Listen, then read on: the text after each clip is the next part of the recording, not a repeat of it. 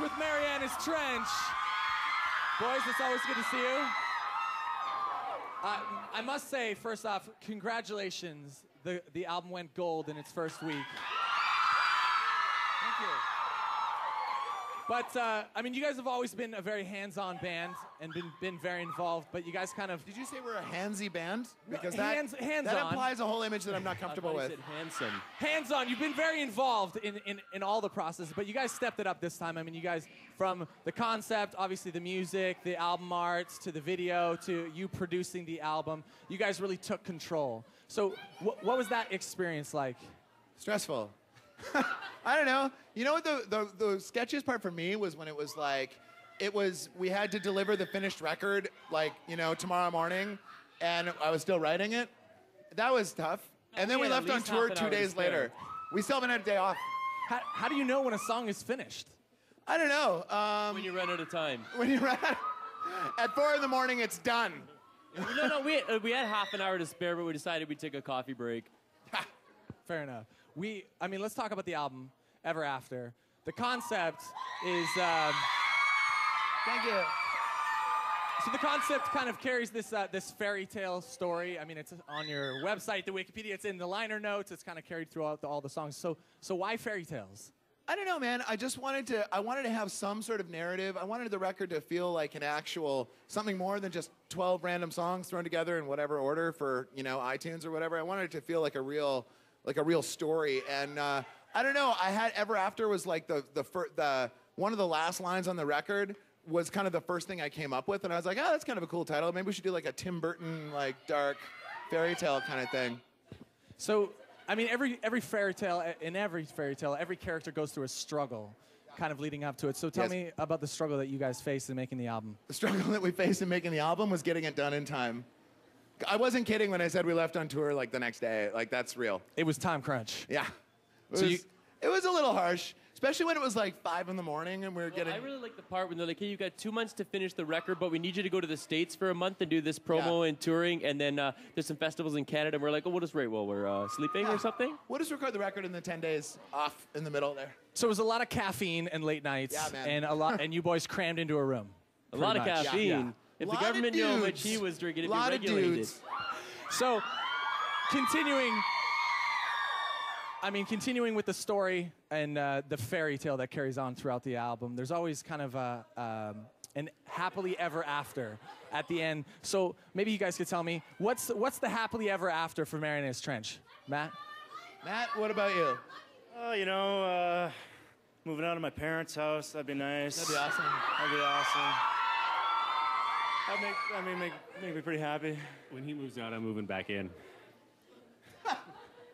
Yeah, Dad. I think we're all going to be happy when Matt moves out. It feels good. It feels good for all of us. You know what's making me feel good right now is all these homemade Marianas Trench shirts in the front. It's awesome.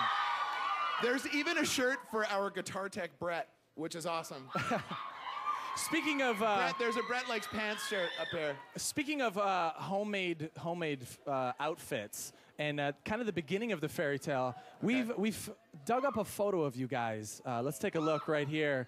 It's circa 2004, I believe. Yep. Can you tell me what's going on here, Josh? I'll tell you what's going on there. What you're looking at... That's the backstage lounge. Yeah, that's... Granville Island. That is, we played a Halloween show and we were Little Bo Peep and her flock of sheep. We've actually done that costume a couple of times now, but that was the original Little Bo The best Peep. part, can you go back to the picture for a second? Because in the background, it's okay, I didn't really want you to anyway. Anyway, just, oh, there it is. In the background, you see Mike with the ears and the whole wool. He was wearing a full body wool suit, which seemed hilarious. But then, when we were 2 minutes into the show, he was dripping in horrible sweat, regretting himself. Yeah, there you are. There it is. Matt's costume is probably my favorite. I went to Walmart and I purchased a sheep costume. A toddler's. Toddler sheep costume, and I just ripped it to shreds and stuck it on my head, and it worked pretty well. Yeah. Well done, I must say.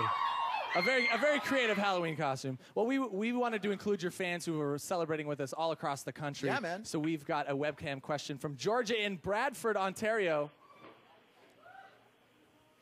Hi, Georgia. Hi, I'm Georgia. This is Mackenzie, and this is Caitlin. And we just want to say that we love you guys so much. Thanks. Your music is so inspiring to us, and it's helped us through so much. You guys are amazing, and we were wondering. Matt tweeted a picture of Mike with a black eye at what looked like a bar. What kind of shenanigans led up to that picture being taken? All you need to know is that someone's nickname is now Slugger. You should see the other guy. So My nickname's what Punching happened Bag. here? What happened here? You've Oh, it's just New York City. 1, Michael Ailey 0. Oh, we've actually got a photo And a New York minute. right there.